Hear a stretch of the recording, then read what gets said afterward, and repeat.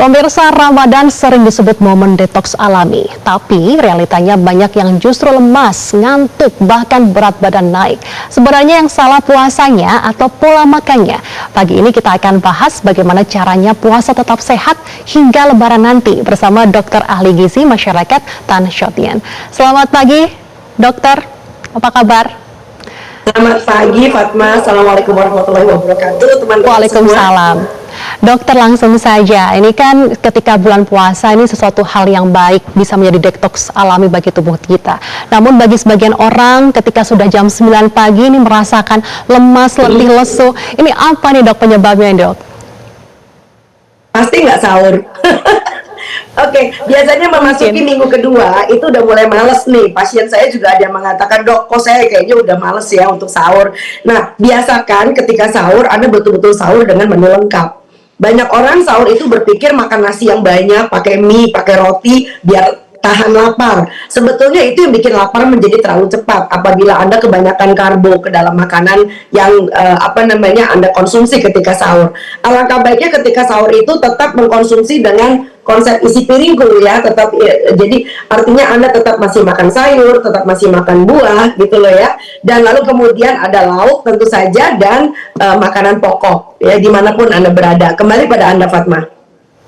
Oke, nah kalau tadi makanan yang bergizi ada buah, sayur tetap dimakan saat sahur. Tapi bagaimana dengan vitamin intake, mineral atau mineral begitu dokter yang harus diminum atau dikonsumsi? Apakah perlu saat sahur?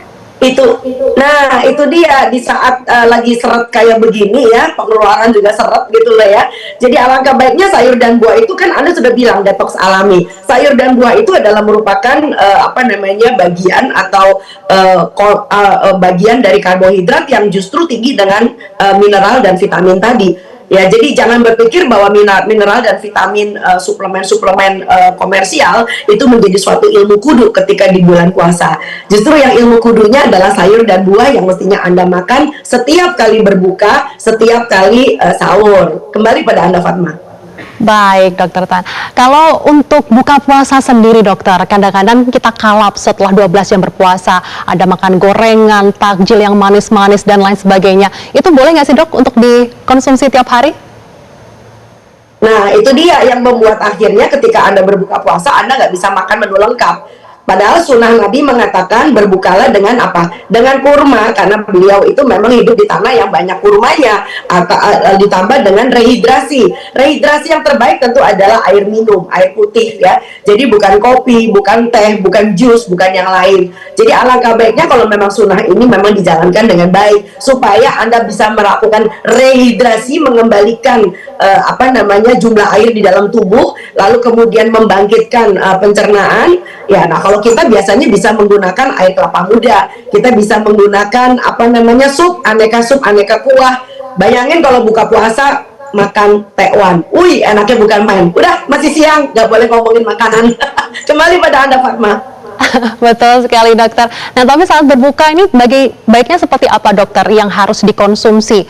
Selain tadi saat sahur juga harus lengkap, saat buka seperti apa ini yang baik untuk dikonsumsi? Sama, jadi barangkali kalau takjil itu hanya sekedar makanan kecil ya, entah itu kurma dan turunannya seperti buah lontar, air kelapa muda. Tetapi begitu selesai dengan sholat maghrib, maka Anda perlu makan. Nah, makannya kembali lagi seperti sahur ya. Jadi sebetulnya puasa itu hemat, puasa itu juga merupakan suatu konsep di mana kita bisa melakukan riset kembali ke pola makan yang sehat. Jadi alangkah baiknya ada lauk pauk, ada makanan pokok, ada sayur, ada buah. Contoh berbuka puasa misalnya, Anda makannya soto pakai nasi, tapi jangan lupa Anda perlu makan urap misalnya ditambah dengan buah. Buah apapun yang sedang musim. Buah sejuta umat tuh seperti misalnya ada semangka, ada pisang, ada pepaya.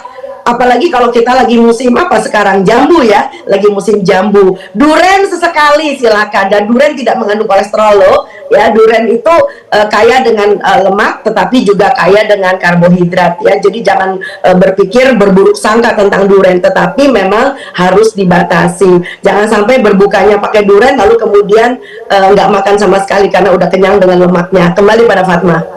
Baik, dokter. Dokter, kalau bagi pekerja atau yang sedang bekerja ketika berpuasa begitu, ketika siang hari badannya masih lemas dan juga kadang-kadang ada brain fog, bisa gampang lupa atau mudah tidak ingat sesuatu begitu untuk mengerjakan apa ya habis ini. Caranya untuk menjaga konsentrasi ketika berpuasa seperti apa sih, dokter? Nah, sekali lagi kita kembali kepada menu sahur, ya kan? Jadi jangan sampai sahurnya itu cuma nasi, lalu kemudian buka toples, ada kentang Mustafa di situ. Karena udah minggu kedua. Jadi alangkah baiknya kalau Anda mempersiapkan sahur, kalau ribet, mempersiapkan sahur dari makan malam. Jadi nggak ada salahnya makan malam itu kalau bisa diangetin menjadi menu sahur, tentu akan menjadi lebih baik. Dan jangan lupa juga ada sayurnya, sekali lagi jangan lupa ada buah. Karena buah itu dan sayur itu mengandung cukup banyak serat. Dan serat itu akan memperlambat pencernaan. Sehingga nanti insya Allah sampai zuhur biasanya kita belum lapar karena seratnya masih tinggi. Tetapi kalau Anda terlalu banyak makan makanan yang berpati, mengandung karbohidrat sederhana, minum sirup dan sebagainya, tentu itu akan membuat Anda menjadi gampang lemes, ya. Dan yang lebih penting lagi harus mengingat bahwa puasa itu adalah ibadah. Ibadah tidak boleh dilalui dengan kata lemas. Kembali pada Fatma. Iya, dokter, kalau untuk olahraga sendiri dokter, ini apakah penting untuk dilakukan setiap hari, dan apabila sangat penting dilakukan setiap hari, kapan waktu yang tepat, dok? Nah, ini dia, olahraga justru kepake banget di bulan puasa. Karena apa? Setiap orang yang berolahraga akan meningkatkan hormon hormon rasa bahagia, ya. Nggak ada orang habis olahraga mukanya bete dan kesal gitu kan, ya. Jadi alangkah baiknya kalau seandainya Anda mau olahraga, lakukan ketika setelah berbuka. Saya akan menganjurkan setelah berbuka, bukan sebelum berbuka. Karena kalau sebelum berbuka kayaknya ngabuburit, kita ke gym aja deh daripada nungguin kapan jam bukanya. Justru ketika itu adalah ketika gula darah Anda lagi turun-turunnya, gula darah Anda lagi anjlok-anjloknya. Bayangin kalau Anda nggak punya tenaga lalu kemudian Anda olahraga. Nah, jadi yang paling baik tentu saja sambil menunggu waktunya terawih. Jadi setelah Anda berbuka, setelah makan malam lagi nungguin terawih nih, olahraga yang paling gampang tebak apa? Jalan kaki ke masjid. Itu paling murah ya kalau tidak lagi hujan. Lagi hujan pun nggak ada alasan, bisa pakai payung, oke? Nah, yang berikutnya lagi tentu saja jangan olahraga ketika menjelang imsak. Karena apa? Biasanya orang kalau habis sahur lalu kemudian aduh ngapain lagi nih ya, waktunya masih panjang. Lalu kemudian dia olahraga. Akibatnya apa? Dia dehidrasi, banyak berkeringat. Ya udah imsak, nggak bisa minum deh. Nah, itu adalah saat ketika Anda juga mengalami sedikit dehidrasi dan kehausan. Jadi usul saya, olahraga yang terbaik tentu saja jalan kaki, jalan cepat ketika Anda terawih, atau Anda olahraga ringan setelah Anda berbuka. Kembali pada Anda. No excuse ya, dok, walaupun puasa tetap harus olahraga. No excuse. Dokter, yes. Terakhir. Oke. Setelah sebulan kita berpuasa, mendetoks diri, tapi saat lebaran bagaimana cara kita membatasi agar tidak kalap? Ada opor, ada kue kering, ada berbagai macam makanan yang luar biasa. Jangan sampai lebaran jadi lebaran. Seperti apa, dok, ini tipsnya? Jujur ngomong, saya sih nggak mengatakan makan seperti itu dosa ya. Jujur ngomong, karena setahun cuma sekali. Kecuali ketika kemarin Anda Imlek juga nyicipin lapis legit gitu ya. Dan lapis legitnya masih ada di kulkas sampai hari ini. Nah, itu yang berbahaya. Kita tidak akan menjadi lebaran. Kita nggak bakal kolesterolnya naik, nggak bakal besoknya menjadi hipertensi atau diabetes hanya dengan satu hari Anda mencicipi hidangan lebaran. Tidak. Nah, yang menjadi masalah adalah apabila hidangan lebaran ini terlalu berlebihan.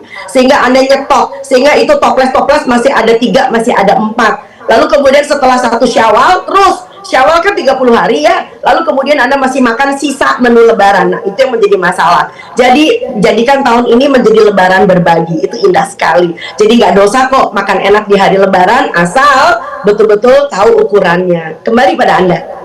Baik, terima kasih Dokter Tan untuk informasinya. Semoga kita selalu diberikan kesehatan, baik itu saat puasa, lebaran, dan juga seterusnya. Terima kasih Dokter Tan.